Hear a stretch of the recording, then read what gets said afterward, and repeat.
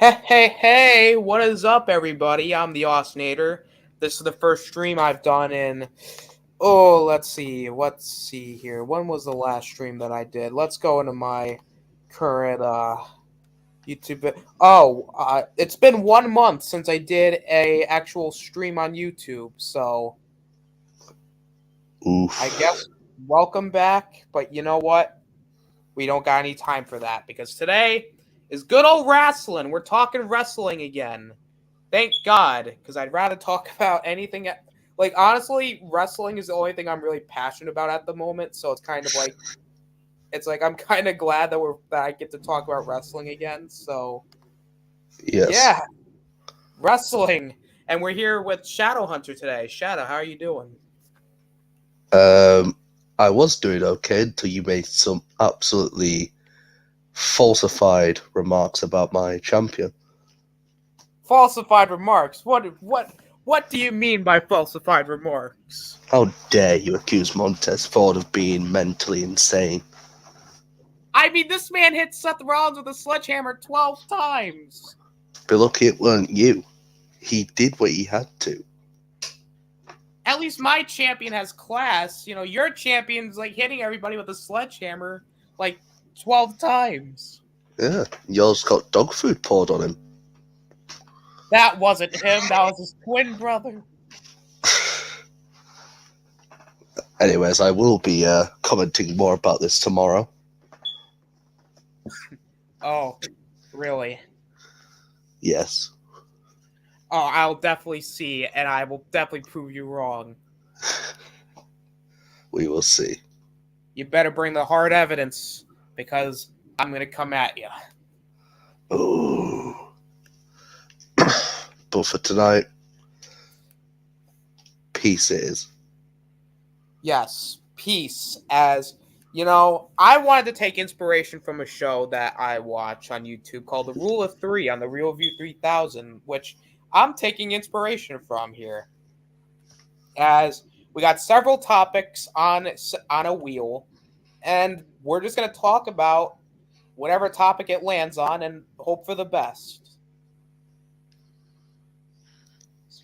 Let's hope so. Realistically, they don't want to hear us ramble. You know, Yeah. They want to hear us talk about wrestling. So you know what? I think we need to get the wheel. Here it is. Oh. It's the wheel. And It's a big wheel. It is definitely a big wheel because there's so many topics. Ooh. And it's starting off with an interesting one. Who is the greatest manager of all time? Heavy hitter to go off with. It's a difficult one.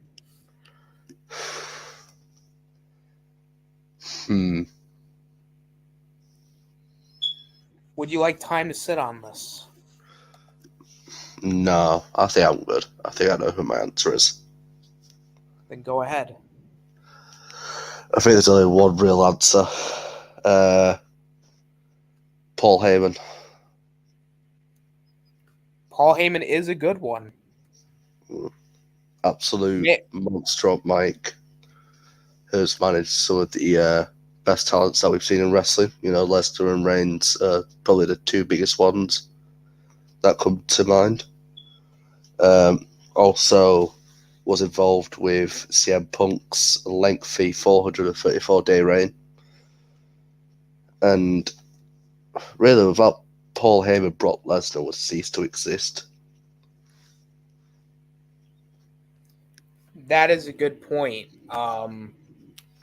There's a lot of names you could put on this list. I mean, you could argue like maybe a guy like, Paul Bearer, for what he did with The Undertaker and Kane later down the line. Very iconic with the ghastly figure and the urn, like very iconic. Jimmy Hart with the megaphone, and he managed the Hart Foundation, and even managed Hulk Hogan when he went to WCW and had his lengthy title run. Yeah. Miss Elizabeth, I mean, she was one of like the very first, I would say, women valets. and she was with Macho Man, iconic duo there. Oh, yeah. Paul Heyman, like you said earlier, I mean, the man's an evil genius. I mean, he's managed several world champions and Ryback and Curtis Axel. Mm-hmm. All those guys, all those great, talented men that I just listed above. But if I had to pick one, though, and even another honorable mention, Ted DiBiase, when he managed the $1 Million Corporation. That's a definite one there. But if I had to choose one, I would probably have. Oh, even Mr. Fuji as well when he managed Demolition, and I think it was another Yokozuna. Yokozuna. But if I had to choose one, I'd say Bobby the Brain Heenan. I mean, he had a lot of personality to him. He managed the Heenan family. He managed guys like Andre the Giant, King Kong Bundy, like WrestleMania main events. I mean, and then eventually when he went to the commentary position, like he had great chemistry with Gorilla Monsoon. I mean, you can't say that Bobby the Brain isn't the best. I mean, he was involved in many main event storylines with guys like Hogan, Savage, those types of players throughout, the late 80s, early 90s. So you got to at least acknowledge, without someone with like a Bobby the Brain, you wouldn't have a lot of managers today. So it's kind of, you kind of have to give respect to the guy. I mean, he is probably the best manager out of all of them. I mean, even another honorable mention too, Jim Cornette. Yeah. Somebody who's, been in the business for so long in the end, stuff like the NWA, WCW, the World Wrestling Federation, like all those places. And again, another guy who had a lot of personality to him. He had the tennis racket, of course. Managed guys like Vader and Yokozuna, Camp Cornette, Davey Boy Smith, Owen Hart, like all those guys. I mean, like all the managers that I think we listed are very, I guess you could say, iconic individuals. Exactly. So I feel like we kind of I think we kind of answered that one. Now let's move on to the next one here. Round 2.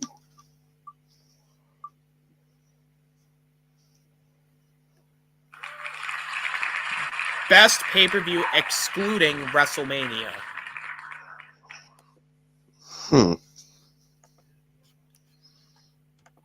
Now, this one's also a tough one. Yeah. I mean, I think you can name more than one. Probably, yeah. Alright. I think I've got mine. You got yours? Yeah.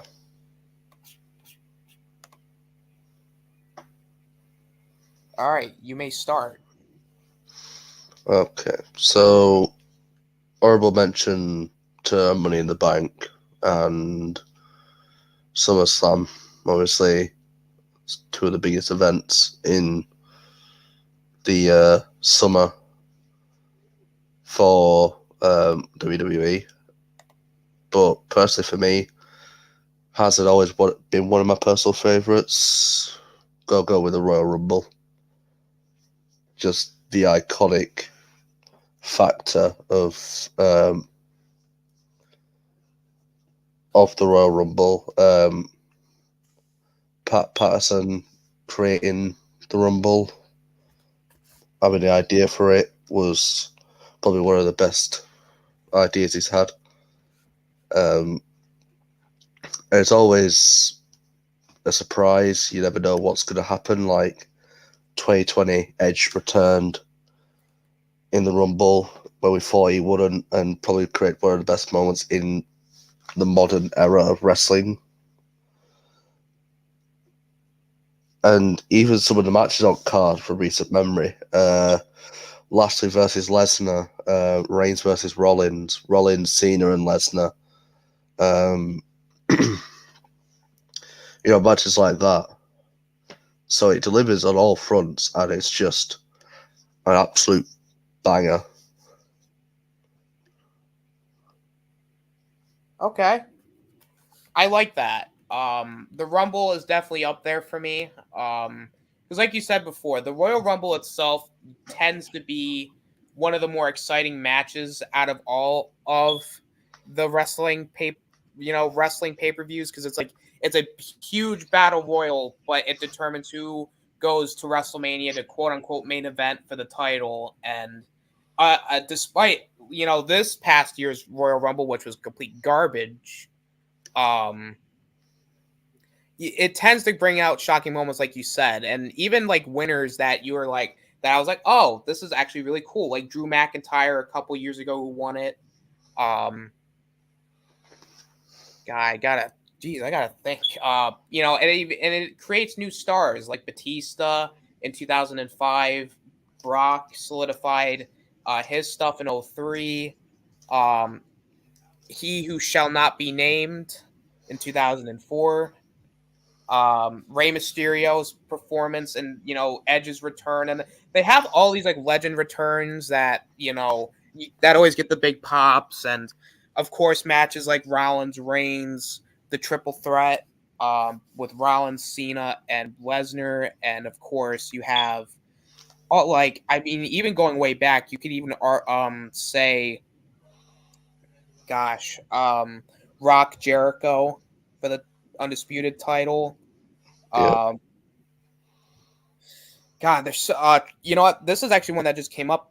Shawn versus Triple H. Shawn Michaels versus Triple H, Last Man Standing in 2004, which that was a really good match. And and it brings back so many memories, because when you look at the Rumble itself, it usually tends to be exciting. Now, of course, there's the years like 2014, 2015, 2017 that are pretty bad. But at the end of the day, the Rumble's one of them. If I had to say another one, I'd say Backlash, because that also tends to bring like iconic moments to the fold. I mean, you have Rock winning the title from Triple H in 2000. You also have Hogan winning the title in 2002. Batista and Undertaker had a banger of a Last Man Standing match at Backlash. Jinder. Yeah. Remember, don't hinder the Jinder. Mm. And also, fun fact, AJ Styles won his first WWE Championship at Backlash. Yeah, against Dean Ambrose. And it was on my birthday. Oh. For you. I guess another one, maybe Judgment Day. I gotta say, Judgment Day is a very underrated pay-per-view. Yeah. It kind of sucks they've replaced it with Extreme Rules and Over the Limit, because I think pay-per-views based off gimmick names are pretty stupid. Yeah. And I think WWE should stop with that shit, but that's neither here nor there. I guess even an underrated one would be like something like a Cyber Sunday, where I feel like it could work now, and it was a very creative concept at the time, but they couldn't really get the formula right back then. But I'm thinking they could do it better now. But other than that, I mean, there's so much shit you could do that I wouldn't have. I think there's just so many pay-per-views that you could go back and just you can go back and say, man, those are some great times. Especially me being a fan of more like the early 2000s wrestling, Ruthless Aggression. Like that was my era type of thing. Like and I did grow up a little bit in the Cena era in, the 2010s, but I think 2000s wrestling is like my comfort zone. Yeah. And I'm watching also like the early, like the Monday Night War stuff with Raw and Nitro, and they're going head to head, and it's like and especially 96, and I know I'm going to sidetrack here, but it's really interesting how I say to start watching Raw and Nitro in 96 because you see the drastic change as the year goes on, type of stuff. So that being said, I think we answered that. I think we answered the question pretty well. Yeah. Good. Yeah. Let's spin the wheel for question 3.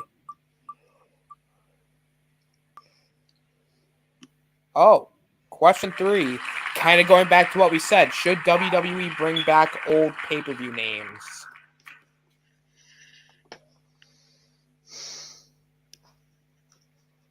It's a pretty obvious answer, isn't it? I feel like we could just Yes. yeah. I mean that's really all we have to say is yes. I think we basically kind of answered that with the last question, so Moving swiftly on. moving on.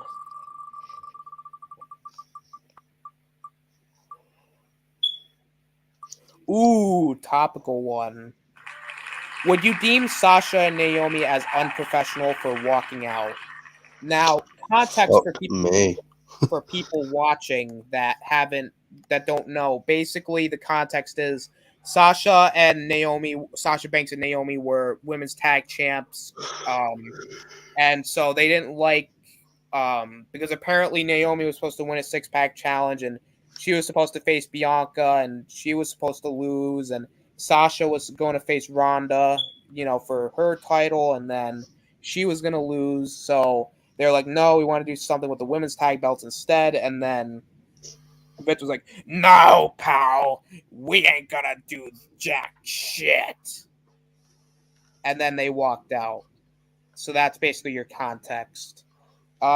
Shadow, what do you think? I don't think they were. I think they had every right to.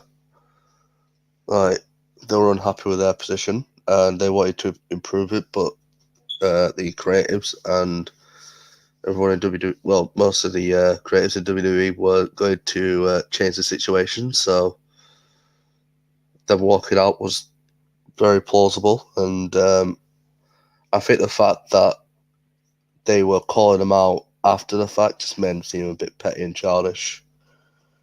So I think WWE is in the wrong. And I think Sasha and Naomi are now looking more like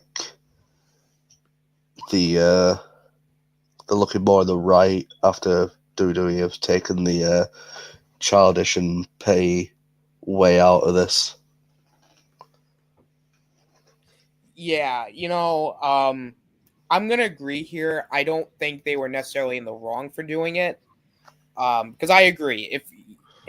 The thing is, the women's tag belts could have been something, and I think Sasha and Naomi really wanted to elevate them, especially Sasha, because she was basically one of the main women that were like, hey, we really want this. Like, you should do it. And they were like, well, fine. Then they did jack shit with it. So Sasha was like, and Naomi were basically like, hey, let's, do something with these. And they were like, no.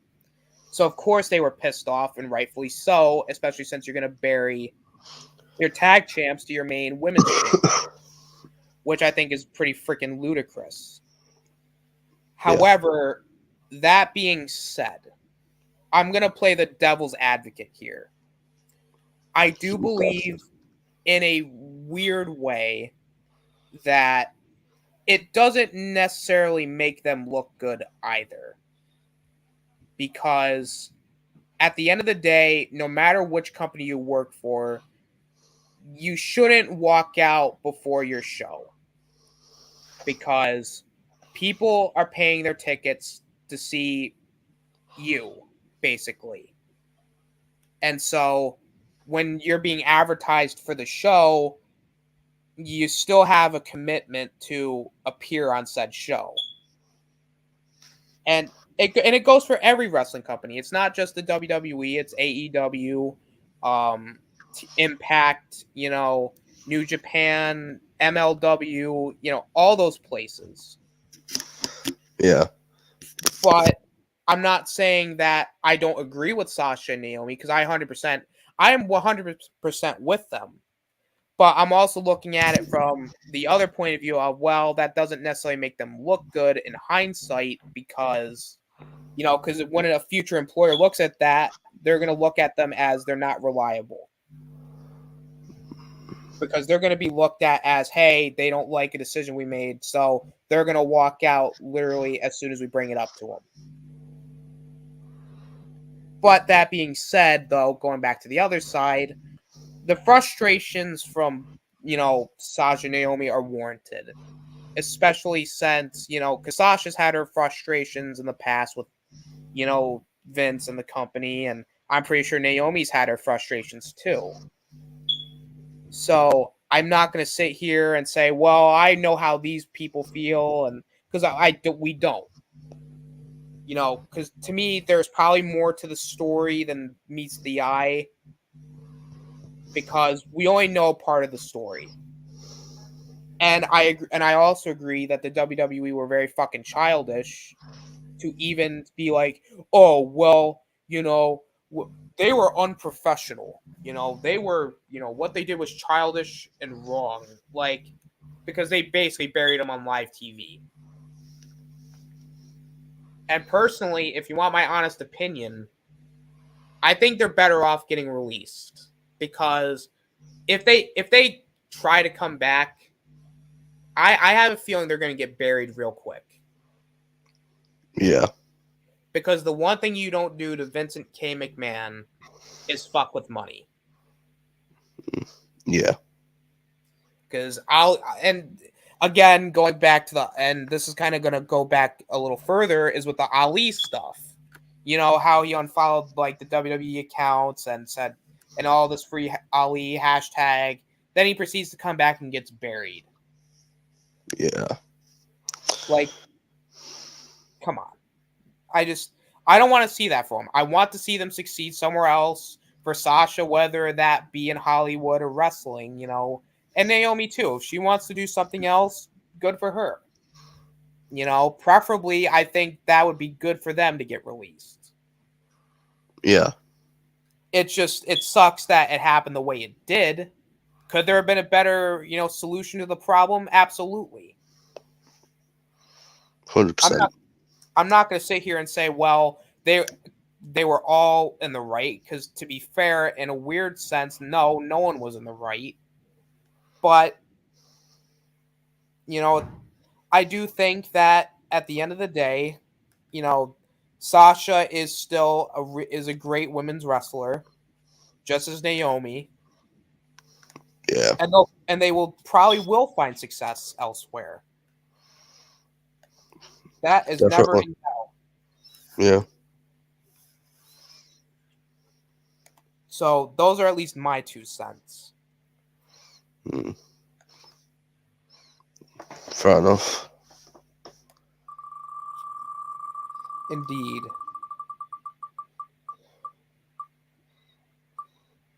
Ooh.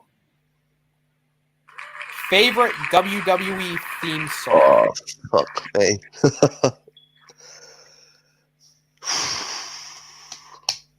I got a couple of mine. Same. I guess I can start this one. Please do. It's a toss-up for me between Triple H's Motorhead theme, which it's fucking awesome. I mean, when you listen to you can listen to Triple H's theme and just get hyped. You know what I mean? Yeah. It's all about the game. And you know what's awesome is Triple H, had Motorhead do so many of his songs and they all sound terrific. The game theme, King of Kings, Evolution, even his My Time theme was great, even though I know Motorhead didn't do that one, but that was still a good theme. But the reason why I like those themes for Triple H is that it fit him. if you listen to him, it's like, oh, it's Triple H. You know, it's not like, because if you put it on someone else, it probably wouldn't work as well. Yeah. Like, the theme sounds badass, you know, time to play the game, and Triple H is the game, aka God, and you know, Yeah. and Triple H was a badass. And It just Triple H, fit his aggressive nature. it did. And you know what? And I'm gonna say right now, Triple H is one of my favorite wrestlers of all time. He did top 10 for me. I would say definitely top 10 for me as well, but that might be a future episode where we discuss our top 10 favorite wrestlers. But Triple H's Motorhead theme, I would even say Edge's Metalingus theme is up there too.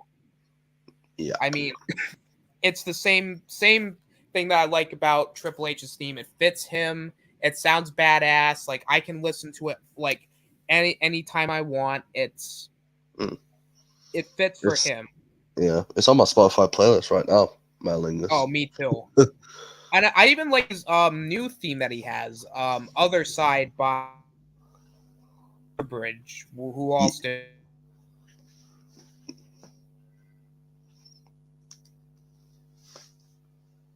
Yeah, his Other Side theme. exactly. Another one, Voices by Rev Theory for Randy Orton. I mean, you all know me. I'm a Randy Orton mark, so I gotta at least put him over here. His theme is it's terrific. Yeah. Because again, same thing I like about all the other themes. It fits him. It sounds badass.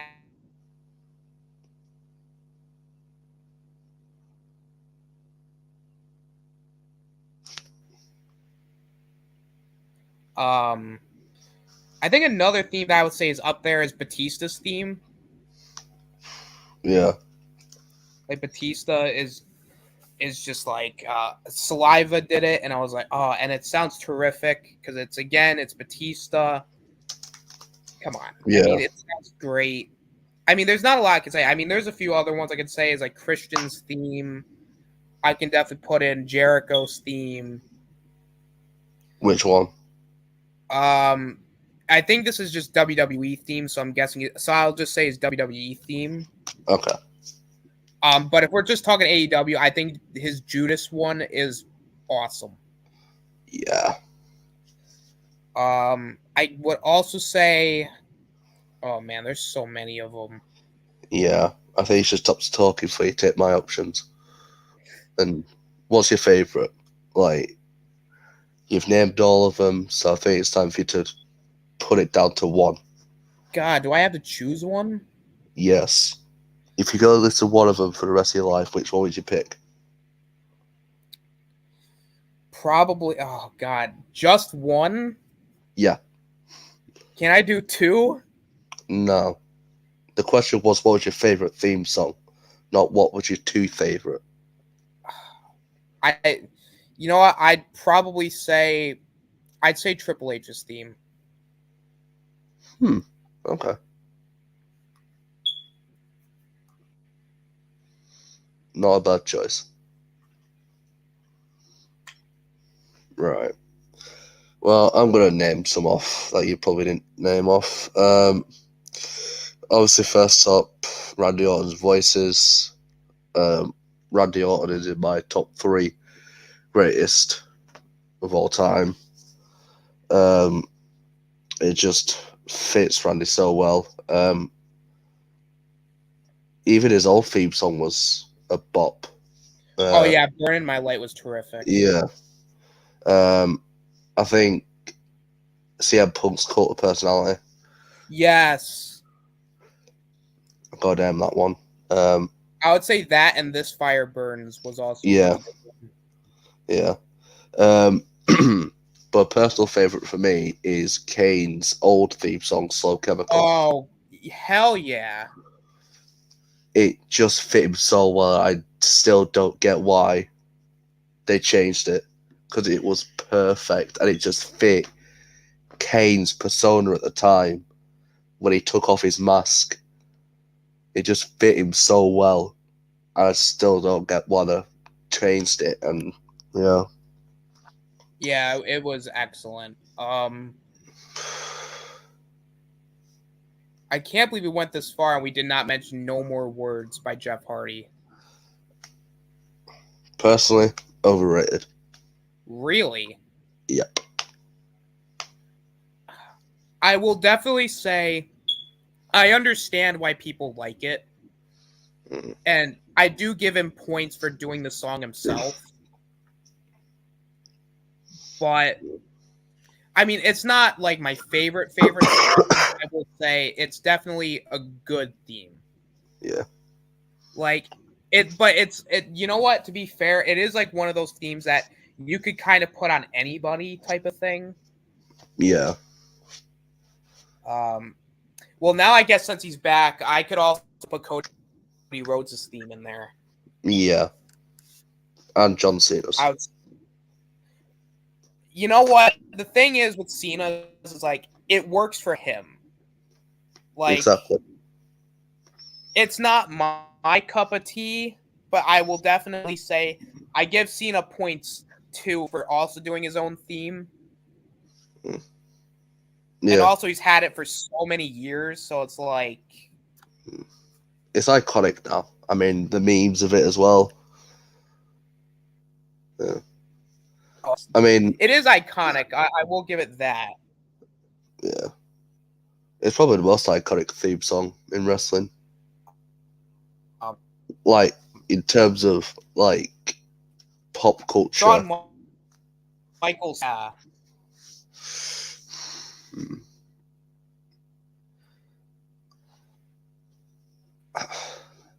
have a bit of a off and on relationship with his theme song because it's just, I don't know.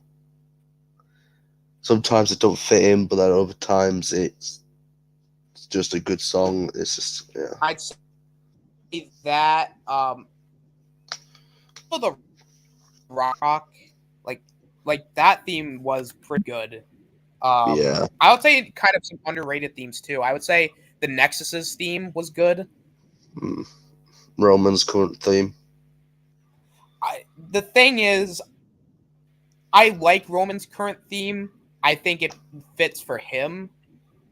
It's probably one of the better songs that are produced by like the newer people that are composing WWE's music. And every time I listen to it, I raise my hand up and just put up the one sign. So it's just just a natural instinct now. When you hear it, you just put your hand up like. God. Legacy theme, that was a good theme. Yeah. Rated RKO's theme. Oh, Rated RKO was great. You wouldn't think it would be able to work, but it did.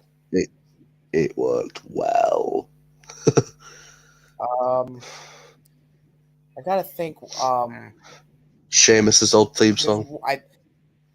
Sheamus's theme. Drew McIntyre's old theme. That was good. Yeah. Oh God, I wish they bring. I want them to bring that one back. That I think that they will genuinely do. Is a bop. Yeah, I think they will do. But I think that at this point in Drew's career, I think what he has right now is fine.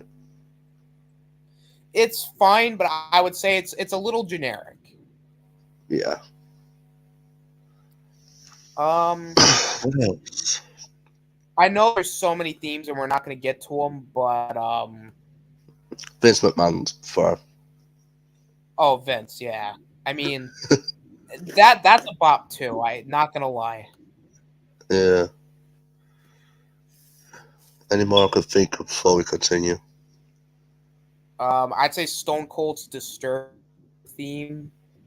I'd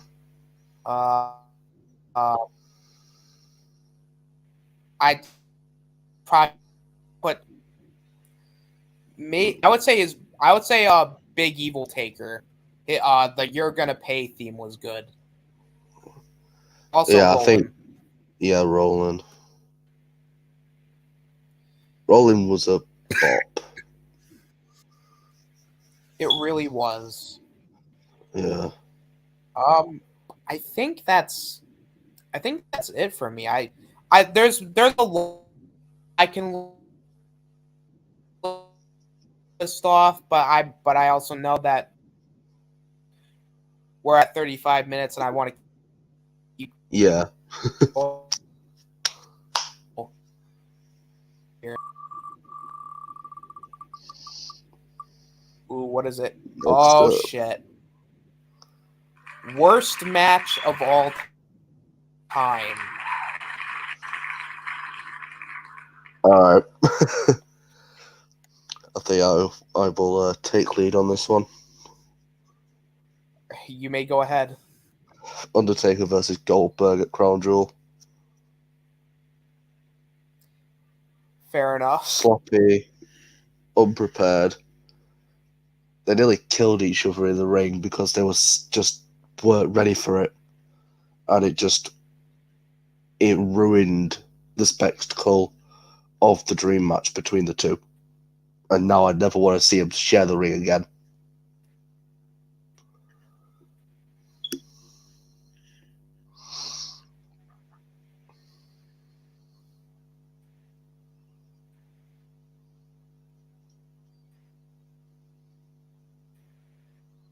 Minute or so are okay, but then you watch the matches, like, oh god, that was horrible. I have to honestly, I think I can do one, and that's Brothers of Destruction versus DX at Crown Jewel. That Like, was bad. I think arguably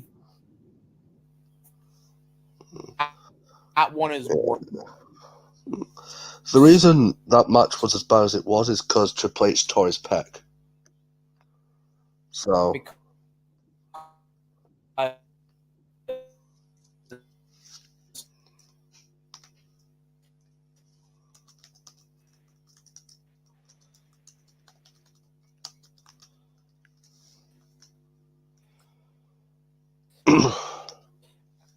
that is true, but at the same time, that was disappointing. I mean, Goldberg, like, the thing is like, Goldberg and The Fiend would have been okay if they didn't have Goldberg loot or a win. Yeah. Like, you could have just had it been like a 5, or trading, finishers or whatever, and then just have Bray go over however they have him go over. This match was fucking horrible. Like, Yeah.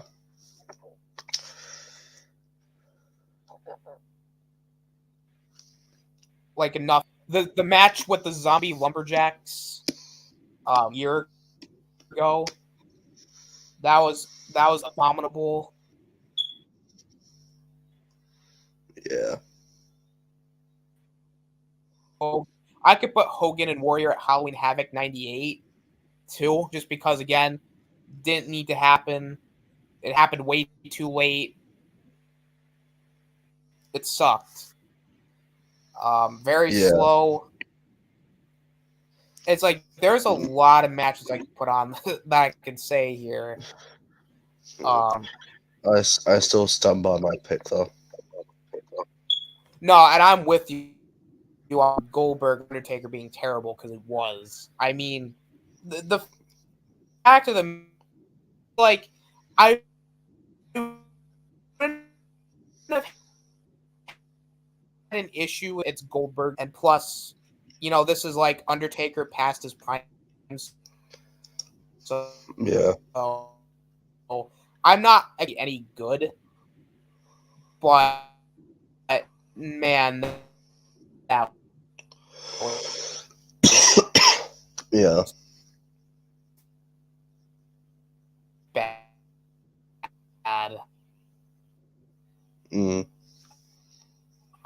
I mean, like, it's just a lot of bad shit. I know. Again, it's one of those things where I can list a lot. You want to keep it going here. One day is like, best team or like worst match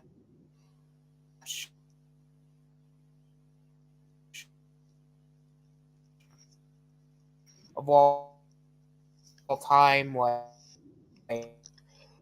But this is just, I think, okay. But I would but the DX Brothers of Destruction match is bad, and the Fiend Goldberg Rollins Fiend, those are up there for me. Yeah. Let us move on.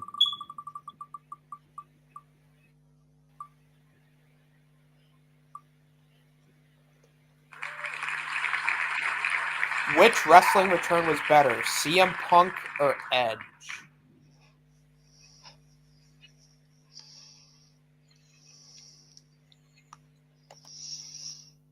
Mm-hmm. You want to take this one? Yeah. I'm going to say Edge. Because really? I didn't know if that would happen, yet I heard leaks about Punk's return. And it was kind of, I expected a bit more, but with Edge, I was shocked. I had goosebumps. I was emotional about it because Edge was like one of the top guys I watched back in the day, like him, Cena, Orton, Taker. Like those four, like so important to me in terms of wrestling. And seeing Edge back after what could have been a life-ending injury with his neck just felt much better because for Edge it seemed like a 0% chance we're coming back. But with Punk, the leaks came out. It was kind of it weren't a well-kept secret, and Punk was always teasing his return to wrestling at times. And it just felt like it was not a matter of if, it was a matter of when. But with Edge, it always seemed like a hypothetical. Yeah, I might have to agree with you on this one. I think Edge's return to me was bigger than Punk's because let's take away from the fact that I'm a bigger Edge fan than I am Punk's. I like Punk, but Edge was on a different level. You know what I mean? And Edge was a guy that you would think would never wrestle again. Then comes into the Royal Rumble, has great, like he looked great, and he's proven since then he still has it. He still genuinely cares. And same with Punk. You can tell he still cares about the business. And Punk's return and I'm not gonna slap Punk's return either because that was just as much of a big deal as it was Edge's, to be fair. But I think Edge's was more, I guess, to me, I was a bit more emotional with Edge because it was one of those things where you didn't think was going to happen, but it did. Yeah. And would I write off Edge's current run as a success? I'd say so. I mean, the matches he's had with Seth, Roman, Orton, and AJ, you can tell Edge can still do it in the ring. So, I mean, and even Punk, Punk just recently won the AEW world title. So, that he's doing great. And him feuding with MJF was awesome. Yeah. So, but I would say arguably Edge was a little better for me because being a bigger Edge fan, I think Edge's was a bit more, I would say not just exciting, but I would say more emotional. Yeah. Like I wasn't crying, but I was like, "Oh shit! Like this is awesome." Yeah. Type of thing. So those are at least my thoughts on it.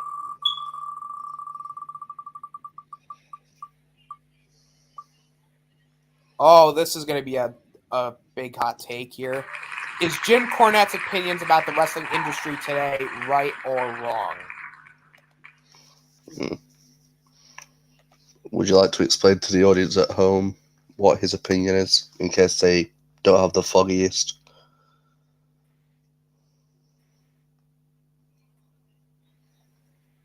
Yeah, basically, Jim Cornette is more of like an old school style of God. He's been in the business a long time.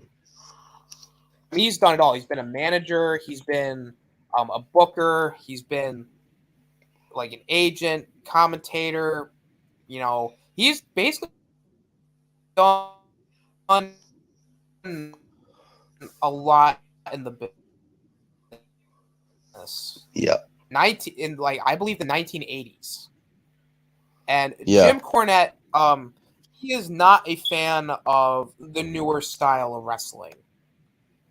Yeah. He is not a fan with he doesn't he's more, I guess, he doesn't like goofy stuff. Like he doesn't like the comedy wrestling. He doesn't like hardcore wrestling. He doesn't like comedy wrestlers like, Joey Ryan, Kenny Omega, those types of guys. I know he definitely does not like Kevin Owens. Yeah. So he doesn't. He's basically. I wouldn't say he's like one of those like, oh, back in my day, but he believes in the old school style more, I guess, than the newer style. If that makes any sense. He just thinks traditional wrestling has more of an impact than the modern wrestling has. Right. Yeah. Would you like to? Yeah. Firstly, I disagree with him not liking Kevin Owens. I think Kevin is doing some of the best work he's done in his career, and he's one of the top guys on Raw, and he's really underappreciated by the fans because he's not this big, bulky, muscular dude called Roman Reigns. I think he has the right idea, but the wrong execution of it. Like, sometimes traditional wrestling is better, but you've got to have a good mesh of both so you don't lose the reason why we watch wrestling in the first place. Because you can't adapt too much without having some of the older styles, so like the edges and AJ Styles of like right now, they have some more of the classical style of wrestling. I feel like that kind of meshes well, and kind of along with the modern style, I feel like both of them working together really goes well. And I feel like having either one or the other isn't gonna work.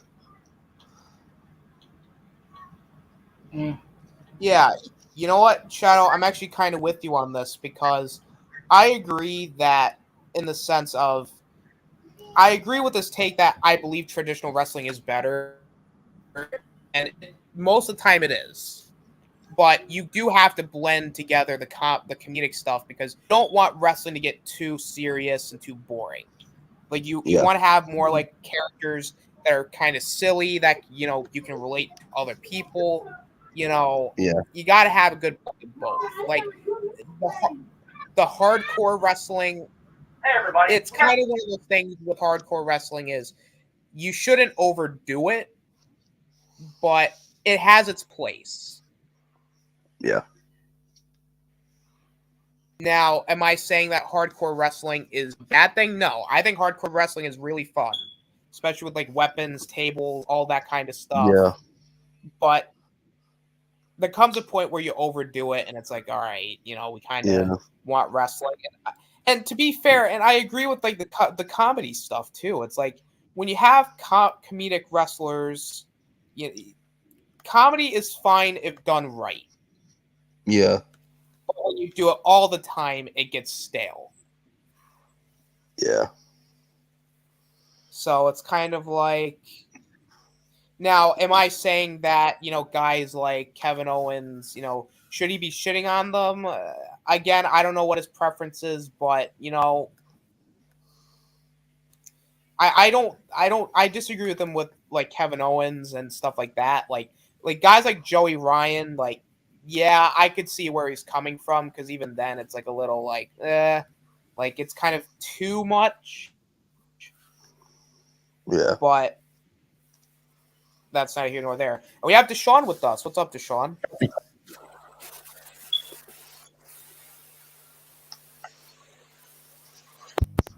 Can y'all hear me? Yeah. Yeah, we can hear you. Oh, yeah. Okay. Hey, how y'all doing? So, Doing good, Deshaun. We're currently reading the questions off the wheel. If you want, I can go through the questions we've already had thus far, and you can give your quizzers.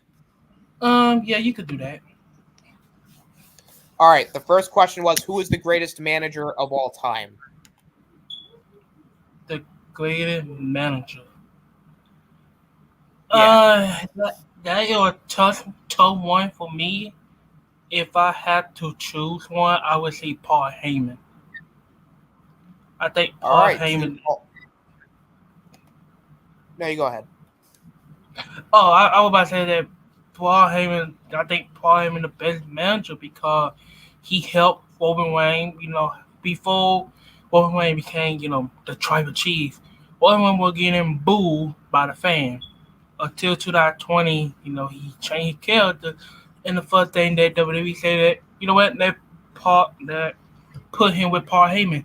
A lot of people think that was not a good idea, but it was such fun, and you see how Paul Heyman kind of helped Roman Reigns' career right now. So I wish it's same thing with Brock Lesnar, CL Punk. We don't talk about why bad cut after, but kind of same thing with Cesaro. Paul Heyman is definitely one of the best managers of WWE. All right. Two people for Paul Heyman, one for Bobby the Brain. Best pay-per-view excluding WrestleMania. So WrestleMania, if you take WrestleMania out of the equation, what would be the best pay-per-view, best WWE pay-per-view for you? In between SummerSlam and the Royal Rumble. I will go to Survivor Series, but Survivor Series since like 2010 Survivor Series have been irrelevant now. But if I had to choose two, it's between SummerSlam and the Royal Rumble because that's the only two big pay per view beside WrestleMania. All right. Should WWE bring back old pay-per-view names? Uh, I I would say yes because some pay per view like the Elimination Chamber, Money in the Bank, Hell in a Cell. I mean, you could have the Money in the Bank thing be at WrestleMania, and I really don't think Hell in a Cell should have a own pay per view. You could have like Hell in a Cell for like a bit rivalry, or a series rivalry. You could say the same thing with Elimination Chamber. Like back then, like No Way Out used to be. I think that they should bring back No Way Out. I know they did kind of bring No Way. I mean, No Way Out back in 2012, but that was a lot like a Elimination Chamber stipulation. But if they bring back like Armageddon, Judgment Day, it would be fun. Agreed. Would you deem Sasha Banks and Naomi as unprofessional for walking out? No, I think that they did the right thing. I know WWE tried.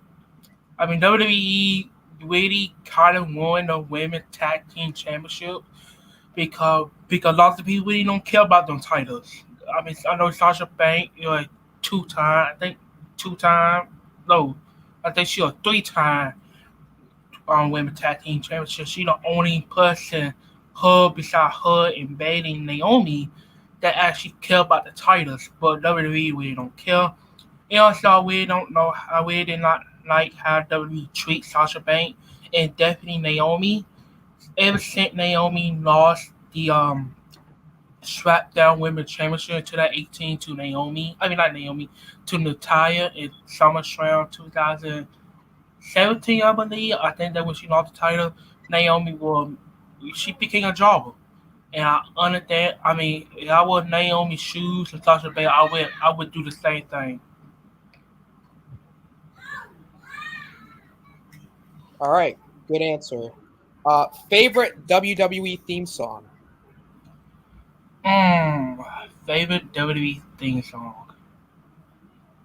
I will say, I know this might surprise a lot of people. I would say the Stone Cold the Austin theme song when he turned heel, when he was online with the WCW and the WCW and ECW version when Stone Cold was the heel. When it turned Stone Cold a heel, they changed his theme song. I think that theme song is better than the original Stone Cold Steve Austin music that we all love and love. I mean, we all know and love.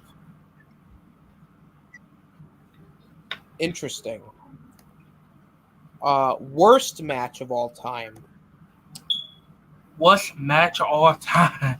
I got two of them. Goldberg pushing the Undertaker at Super Showdown 2018. Oh, wait, no. I think 2019. 2019. And DX pushing Bullet of Destruction in Crown Jewels in 2018. Shawn Michaels should have never came back. And Goldberg, The Undertaker would have been a dream match, but they were not during their prime. They just were like really, really old. So that's the 2-1 match in WWE. All right. Which wrestling return was better, CM Punk or Edge? Oh, I can't really choose that one because I got hype of both of them. Edge came back after retiring in 2011 because due to his neck, while CM Punk left WWE and left Roger Gentleman and went to USC. We don't want to talk about USC, his USC career, but I mean both of them return were great. I mean I can't really choose that one to be honest. Both of them return were great though. All right. Is Jim Cornette's opinions about the wrestling industry today right or wrong? What his opinion about it? He doesn't like the comedic wrestling. He doesn't like the hardcore wrestling. He doesn't like the sillier wrestlers like Joey Ryan and Kenny Omega, and he's not a fan of guys like Kevin Owens and some other people too. But basically, he's more of a fan of like the traditional old school style of wrestling rather than like the newer style. If that makes any sense. Mm, I sorry, but the old school wrestling will not work today wrestling at all. That is no disrespect to all the great wrestlers back then, like Ric Flair, Macho Man, Randy Savage, Hulk Hogan. Oh gosh, and the who I forget Andre the Giant, but them kind of wrestling would not work today wrestling. So that's my opinion on that one.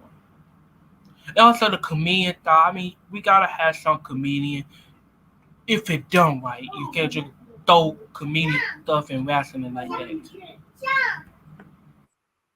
Makes sense.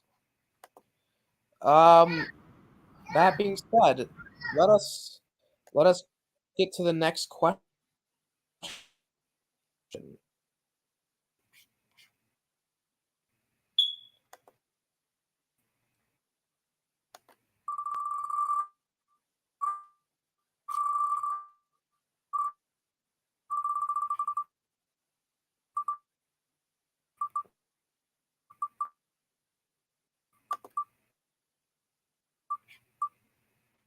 I believe this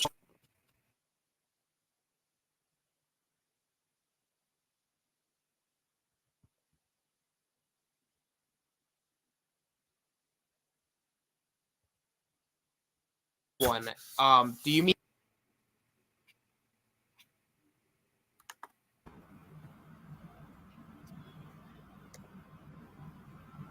Am I? Yeah, you were Uh, nagging. oh shit. Give me 1 second. Let me reset. real quick. Uh, Well, is it better now or? let me see. I could hear you better.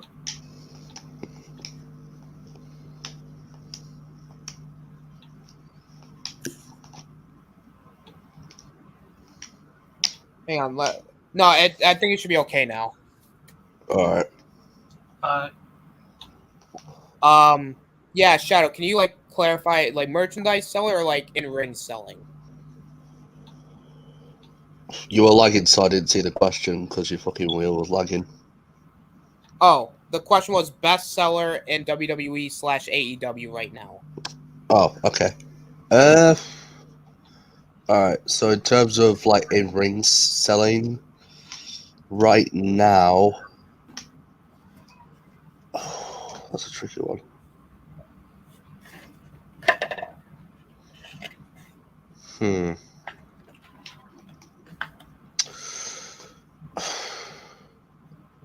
There's not any that like stand out.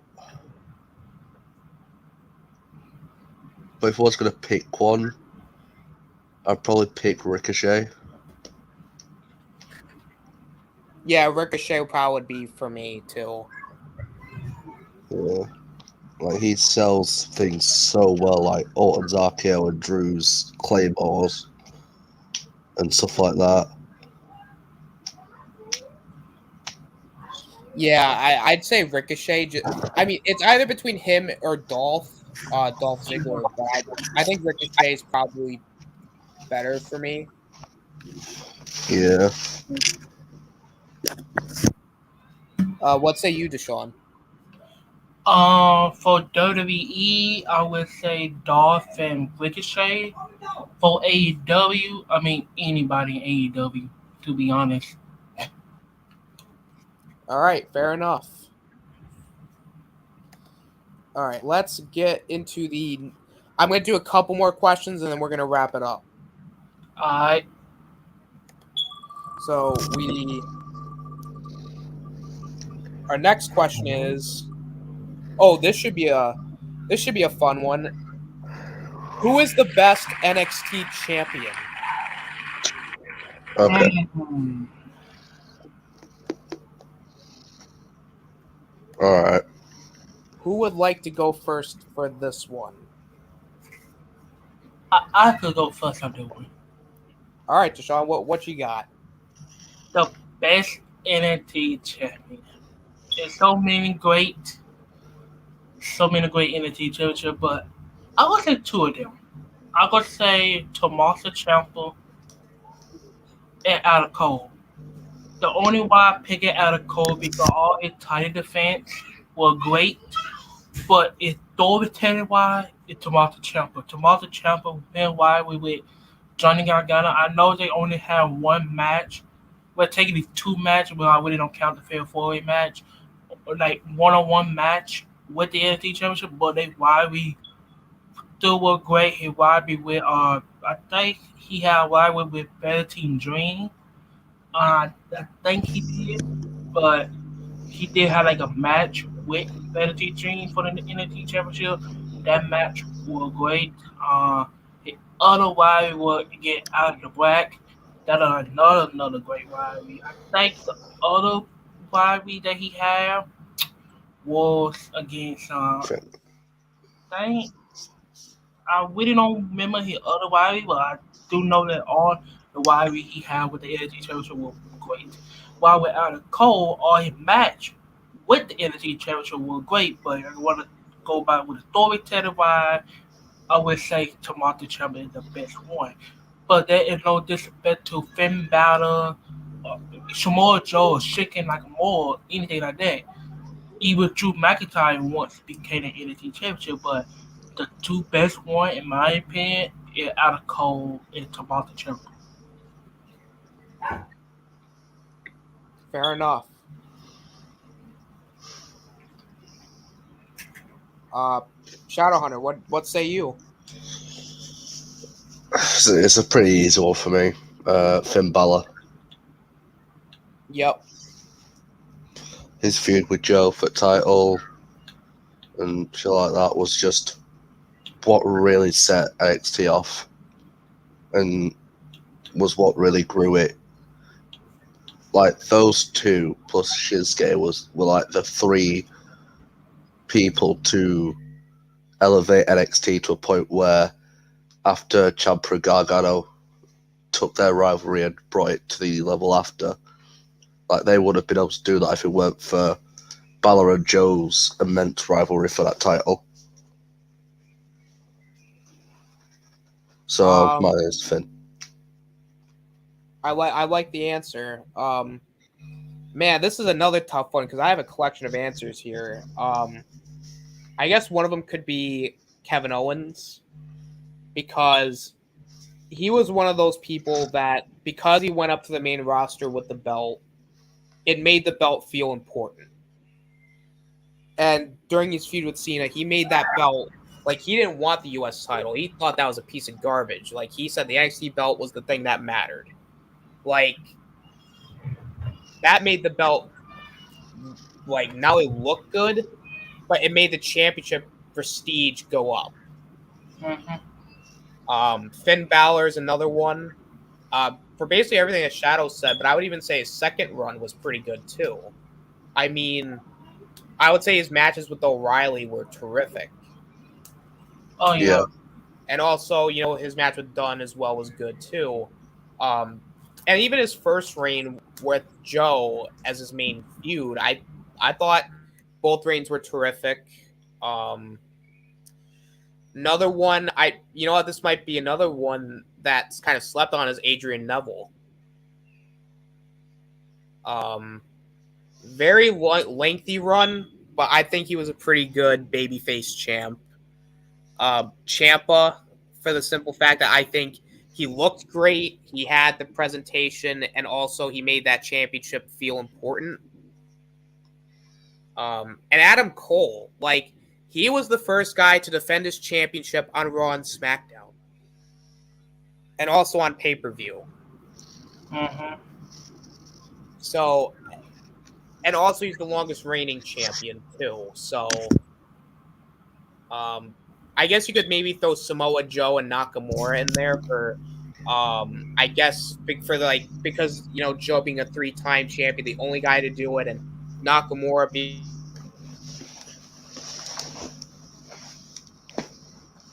pay respect to them.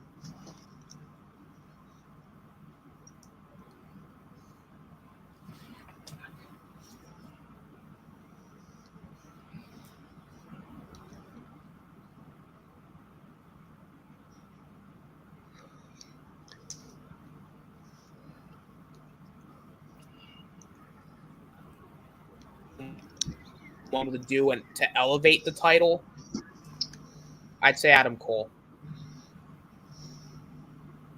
Okay. All right. Let's do another one here.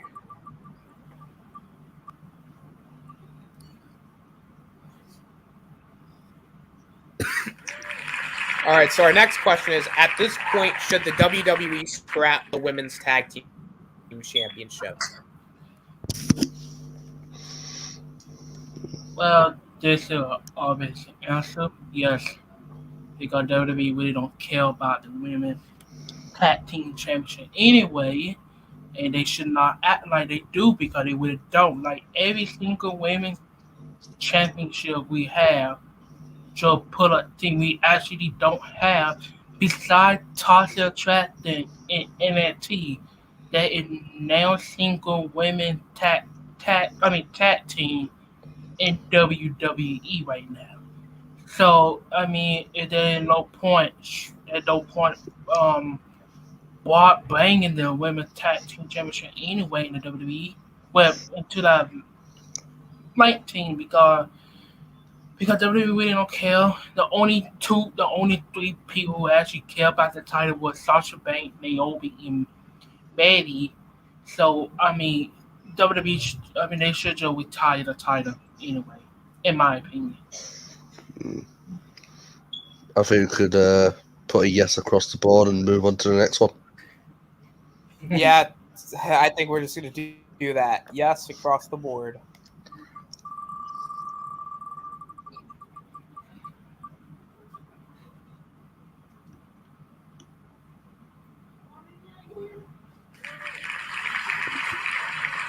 And this, I think we're gonna end it off on this. What is your favorite? Who is your favorite wrestler? We talk about like current day or the past day, like the past. It can be I anybody. think, Oh, I think we're talking all time. Oh, all time. Okay. Yeah. Who want to go first? I'll save my answer for last. I guess I'll go first. Oh man, this is a tough question because there's so many I could put at my number one. But for the sake of this, but the reason why I'm going to put this guy as my answer, he was the first guy I was exposed to when it comes to wrestling. That's why I'm putting him as my favorite wrestler. I mean, I know like in a future episode we're going to do our top 10 favorite wrestlers, but I'm going to put Randy Orton because he was like, before I was really exposed to wrestling, we had a DVD box set. I think it was like Randy Orton, Evolution of the Apex Predator, and I thought the guy had a great look to him. I liked the tattoos. The RKO was an awesome finisher. He had a great look. Like every time he walked out with a championship, he always looked like it always made the championship look important. He looked great. He's great in the ring. I think he can have a great match whenever he feels like it. I mean, there's not a lot I can say here that I don't think anybody would ever say, that anybody can't say about Randy Orton. I would say in a weird sense, he's actually kind of underrated, if that makes any sense. Like, I don't feel like he's actually talked about as much when it comes to like the all-time greats. So I kind of want to give some attention to that. I'm going to say Randy Orton. My favorite wrestler. They were kind of easy for me because I actually grew up watching him, but I actually gonna say two of them. First is John Cena, and the second one is Randy Orton. John Cena was my hero. I would say my hero. Oh, Wrasslin. I think, even though John Cena buried a lot of people, like or not, he buried a lot of people. But you want to talk about situation of all time, I think John Cena my favorite one. And you could say the same thing about Wayne Orton. Wayne Orton, he the GOAT. Same thing with John Cena. Both of them is doing two GOAT of wrestling, in my opinion. So, it got to be John Cena Wayne Orton for me. If I had to throw a pad like back then wrestling, I would say the Undertaker too. But my two favorite one is John Cena and Wayne Orton.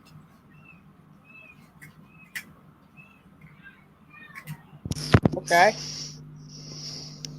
Right. The last answer is me. Well, Cena and Orton are obviously two of the most underrated wrestlers, like, ever, because I don't think people really appreciate their commitment to the craft.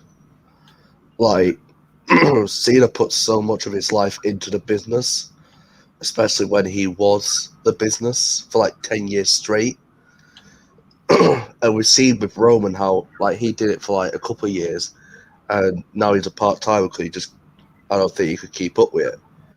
And now he's just doing matches on most pay-per-views, and just like what Cena did was instrumental to the business.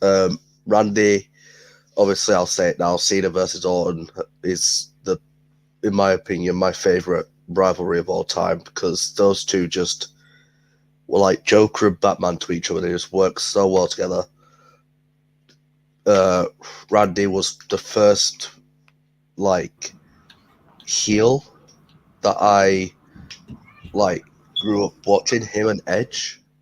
Like those two were just so instrumental to like how much I like John Cena. But then as I grew up older, I realized that Orton and Edge also deserve some more respect.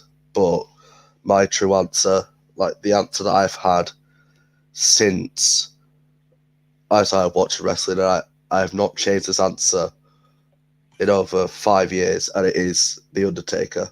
Like, you got Cena's like longevity, Undertaker out match start. You got Orton's in ring ability, Undertaker's out match start. You've got the characters, the character work. Taker was miles beyond anyone. Like, Taker did not break kayfabe for so long,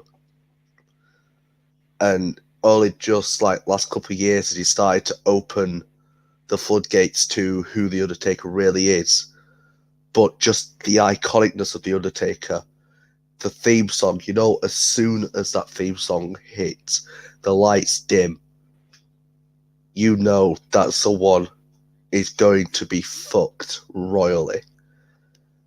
And just the Undertaker was so like important to me, like with his in-ring work, like his match with Shawn, his match with Triple H, his ladder match against Jeff Hardy, his match against some of the all-time greats, Triple H, Rock, AJ, like those will ever be ingrained in wrestling. And it's just whatever wrestler you name, The Undertaker can outmatch them in the category that you name. And Mark Calloway has produced the finest piece of art in wrestling history called The Undertaker.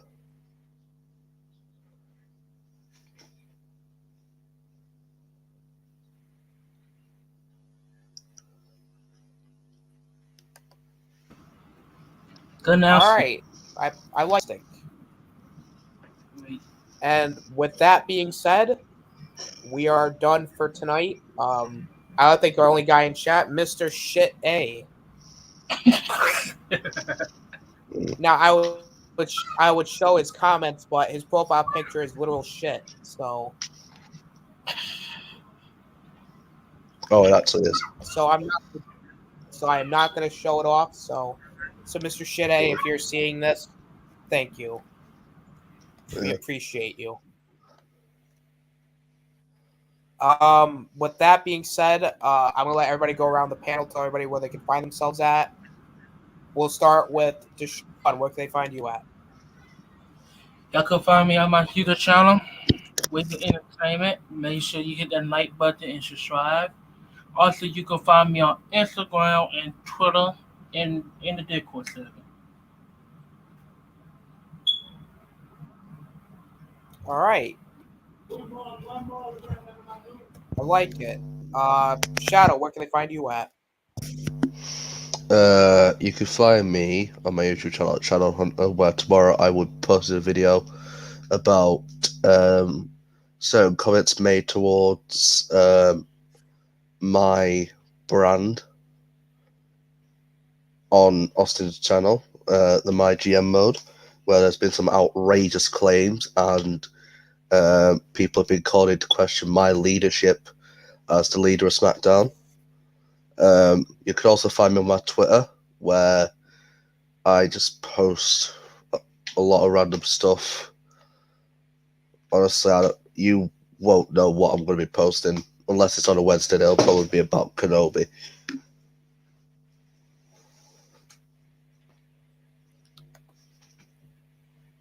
All right. Good deal.